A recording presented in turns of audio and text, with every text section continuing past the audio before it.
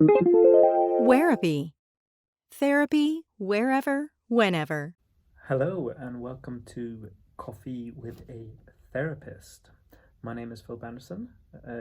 I am a psychodynamic psychotherapist and the founder of Wherapy.com, a website that offers online therapy services. Yeah. And in today's podcast, we're going to talk about Yuletide blues, the Christmas blues, depression, holiday depression, and all that kind of stuff. I thought we'd have a Christmas theme since it's December and I only do these podcasts once every other week. And I've got my Christmas sweater on with Baby Yoda on it. And I've actually got a cup of tea here, not coffee as I usually have. Yeah. So, when I was kind of researching this podcast, I looked into the figures, and it says that about 64% of people have holiday depression. That's a fact, and I was quite shocked when I heard that.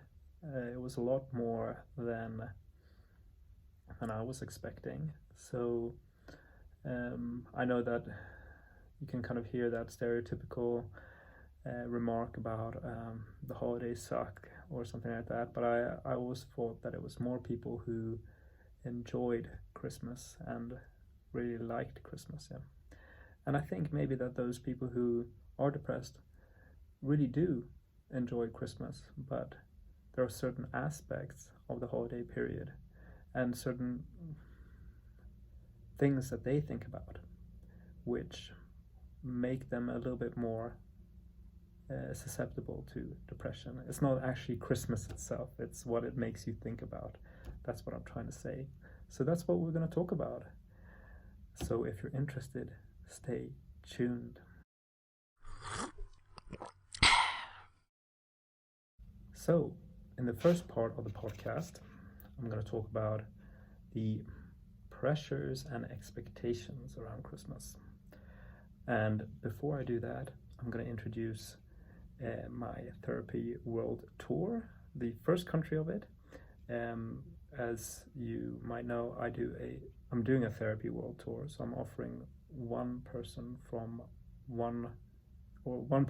every country in the world, one free therapy session. I think it will help me become a better therapist and help me to learn a lot about how culture affects people's way of thinking and their mental state. Yeah. So every week, every Monday, I upload 3 different countries on the Instagram account, on Wherapy's Instagram account, Wherapy_ENG. And now, if you're listening to this on a Sunday, you're getting an exclusive 1-day head start on these people. If you're from these countries, that is, yeah. So the first country is Laos. So if you're from Laos, send me a DM or an email saying that you're interested. Tell me a little bit about yourself, and I will get in touch with the first one who got in touch with me. So that aside, let's talk about the pressures and expectations surrounding Christmas, and about when we get into maybe late November or mid to late November, we start to feel that Christmas vibe. We might start hearing a Christmas song on the radio. We might want to snuggle up. If you're in the northern hemisphere, it's quite dark outside, so we might have those nice lights inside, and we might have a fireplace, or we might decorate it to make us feel a little bit more happy about life. So it's meant to cheer up the darkest time of the year. Yeah, that's one way of thinking about Christmas. But there's also a conflict there, because when we enter the Christmas period, we start to build up the expectations. A lot of us are gonna have a few days off as well. We're gonna have the family visiting us, or we're gonna visit them. We're gonna have a big meal together. We're gonna have loads of presents, and we're gonna be able to focus on ourselves, or so we think. Yeah. And the reality doesn't really meet that. Yeah. And so there's an inner conflict, and as you know, if you've been following me for a while, I focus a lot on inner conflict, and this is a conflict between expectation and reality. Yeah. And even though we appreciate Christmas, and Christmas to some extent lives up to our notion of it, yeah, or what we expect of it, we also kind of left wondering, or we're kind of left a little bit dissatisfied at times. Yeah. We're also trying to show the best version of ourselves. We are going to meet the family, the relatives, some friends for a short period of time. So, and we might not have met those for a very long period of time. Yeah, it might have been a year since we last saw them. Yeah, so we want to kind of put a good face forward. Yeah, good. That was a wrong expression, but we want to make a good impression. That's what I'm saying. Yeah, and that relates to the false self. A theory within psychodynamic therapy is we use a false self to build social relationships. Yeah, and we have a true inner self which kind of sees that false self and notices that it's fake, that we're being fake.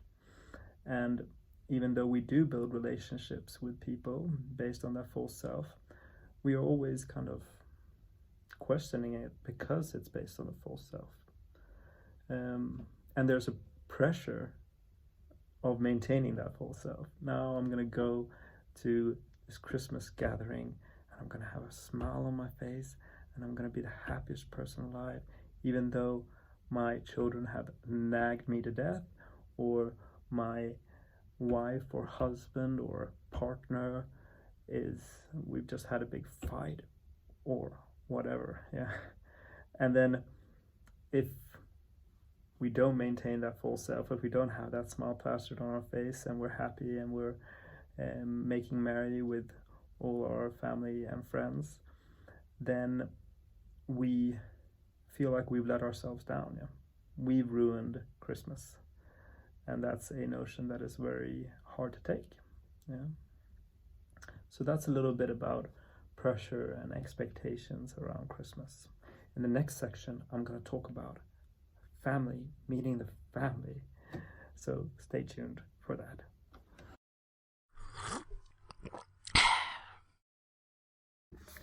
So the next country on my therapy world tour is Costa Rica. So if you're from Costa Rica and you want one free therapy session, then send me an email or send me a DM through Instagram. My Twitter handle, or Wherapy's Twitter handle, what am I talking about? Wherapy's Instagram handle is at Wherapy_ENG. So follow me, send me a DM, and the first one to get in touch will get a free therapy session. So the next aspect of Christmas, Yuletide blues, Christmas depression, that I want to talk about is meeting the family. And what I'm kind of referring to the most is meeting the family as an adult. So as an adult, you're going back to your parents, and you might be bringing your children along, and or it might be the first year back since you moved out of the house, and you're going to your parents, and a lot has changed. You have become an adult, but you're entering maybe your old house, the one you grew up in. Either way, you're going back to your parents, and they're seeing you in the role of the child. You're their child, yeah. Whereas you kind of see yourself as an adult, and the conflict that occurs there, yeah. because family systems, that's something that very few of us think about. If we have our own kids, then we have a family system. You might be a dad or a mother. You might also be the organizer of the family, the funny one in the family, the thinker of the family, the kind of disciplinarian. Everybody has different roles. Yeah. And when we meet our parents and we have our roles from our new family, they clash with the roles that we have from our old family. Yeah.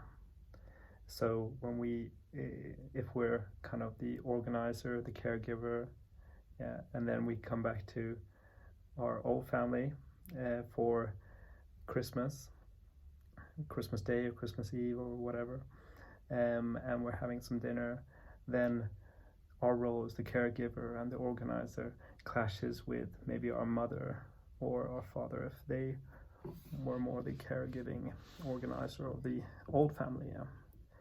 And likewise, the person who's kind of organizing and setting the rules and maybe being the person who makes sure that everybody's, doing what they're meant to be doing. Yeah.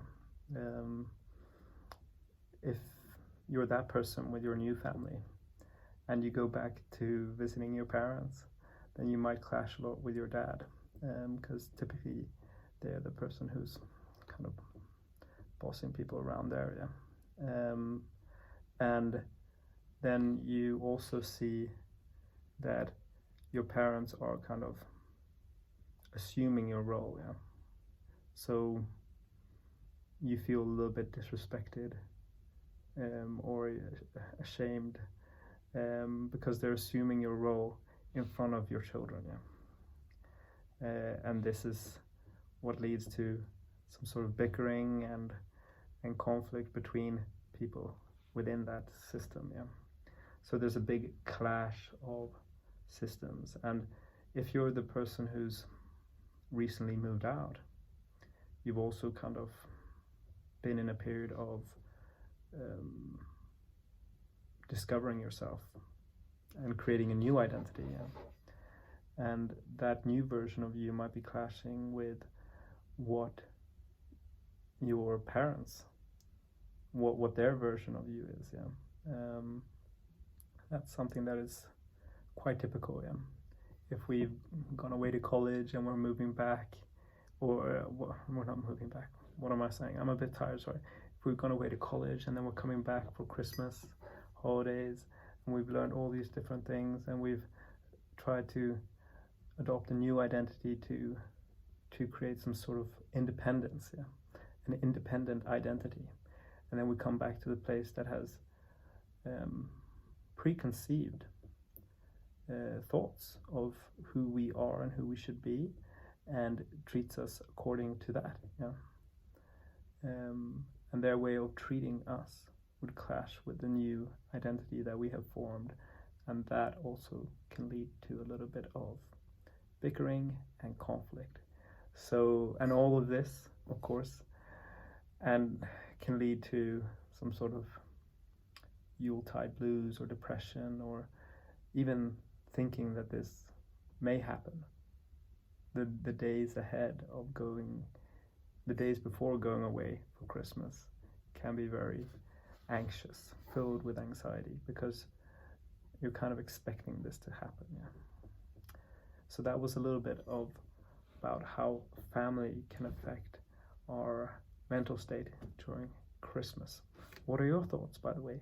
Leave them in the comments below, and stay tuned for the next part, where I'm going to discuss about what the holidays makes us think about.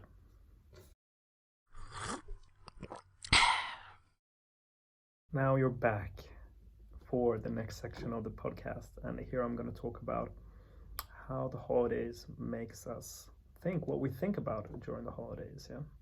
But before I do that, I'm going to introduce the third and final country of this week's Wherapy World Tour, and that is Lithuania. So if you're from Lithuania, get in touch with me either by email, just go over to wherapy.com and the info section there at the bottom of the page, or go to Instagram, follow us at Wherapy_ENG, and send us a direct message there. I say us, but I mean me. So, the next part of the podcast. The holidays have a tendency to remind us of what we don't have.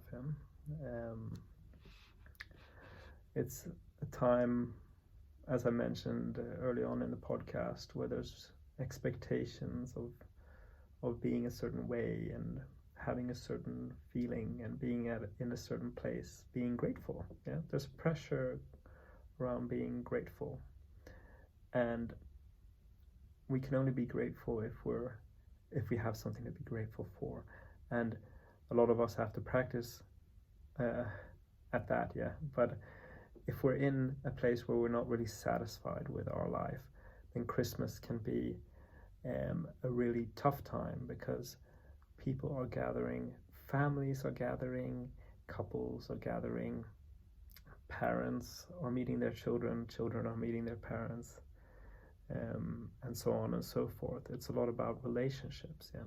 So if we've lost a parent, we might be reminded that we don't have our parents when everybody else is going to see their parents during Christmas. And likewise, if we don't have a family and we're in that age where we're expected to have a family, then we're going to be reminded of that. And the same goes for relationships. We're going to be reminded that we don't have a relationship. We're also going to be reminded of other things. Yeah. So if we're maybe not that well off, or we're just kind of a middle income family, then we're going to be reminded of the things that we aren't able to get, or aren't able to give our children. So there's economic pressures, there's an economic aspect of this. What are other people getting? What can I give to my child? And what can I give to my child? What is someone else being able, what can somebody else give to their child? And there might be somebody in who we know who gives their child inappropriately expensive things, and we know that their child is going to talk to our child and they're going to compare, and we're not going to be able to match up, and that might be quite difficult. Yeah. Or we might be that type of person who we don't even have enough money to buy presents.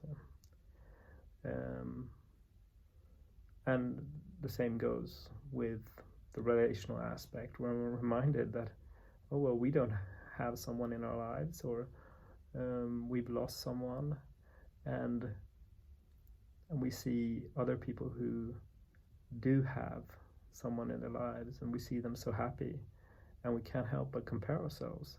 And there we come back to the inner conflict, the reality versus our motivation, what we want versus the reality of us not having it, and that leading to a depression. There's a film starring Nick Cage, a Christmas film, kind of a sort of like the what's that film called, that Charles Dickens story, I think, the Three Spirits of Christmas, something along those lines. He is a family man. He sells tires, I think, and he's not satisfied with his life, and then he gets one wish, and he wishes that he was more of a successful person, and then he realizes that his family doesn't remember them and all that stuff. If you know the name of that film, please write it in the comments below, or please send me an email, because that film was really good, I thought. And that is a film that typically, or quite clearly, demonstrates that aspect of the holidays, that it has a tendency to remind us of a deficiency, which leads to us comparing our motivation in life with the reality of us not having it, and that creating a depression.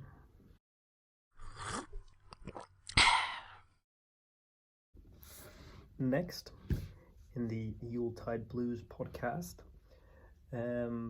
Christmas depression and all that stuff, we have materialism, and this is kind of a difficult topic, because Christmas has a tendency to remind us that we are materialistic, but we also want to be able to give each other something that signifies their worth to us.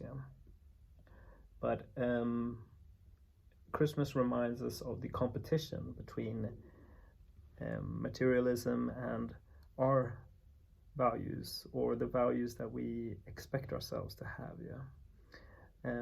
And at the end of that, we also have some sort of guilt trip or around being materialistic. That leads to a lot of inner conflict, I think. Maybe not as profound inner conflict.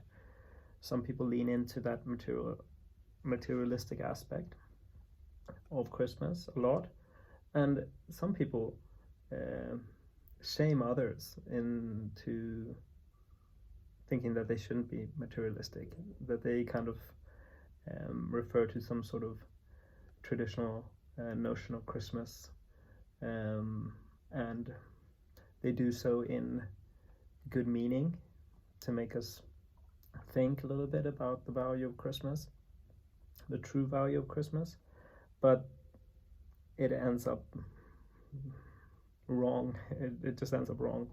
It ends up reminding us of, or makes us feel shamed, and there we're stuck in a kind of vicious spiral of making ourselves feel bad about something that a lot of people participate in. Everyone participates in, and people like getting gifts. People like giving gifts as well.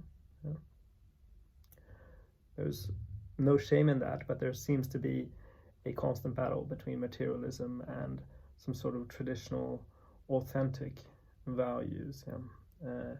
And either you're one or the other.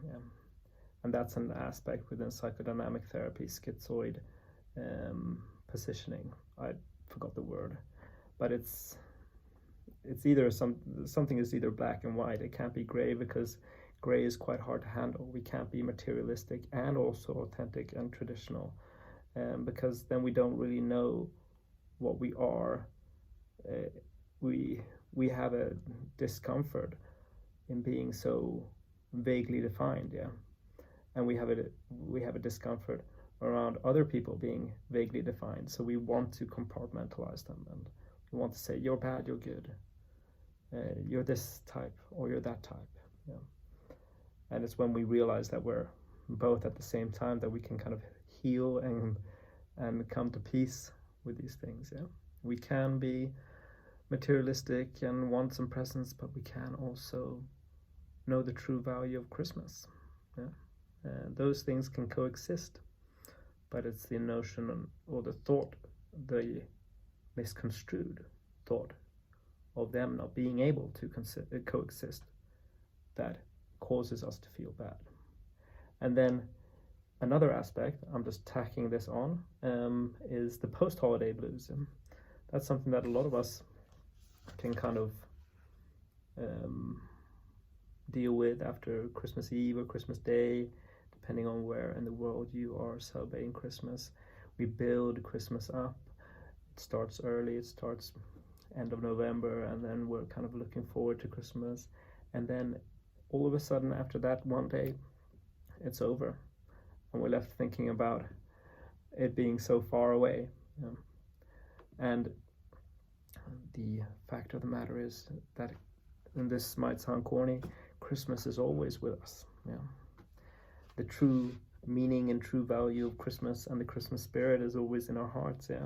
It's just that we have ascribed it, given it a certain day. It doesn't mean that we can't be jolly, we can't make merry, we can't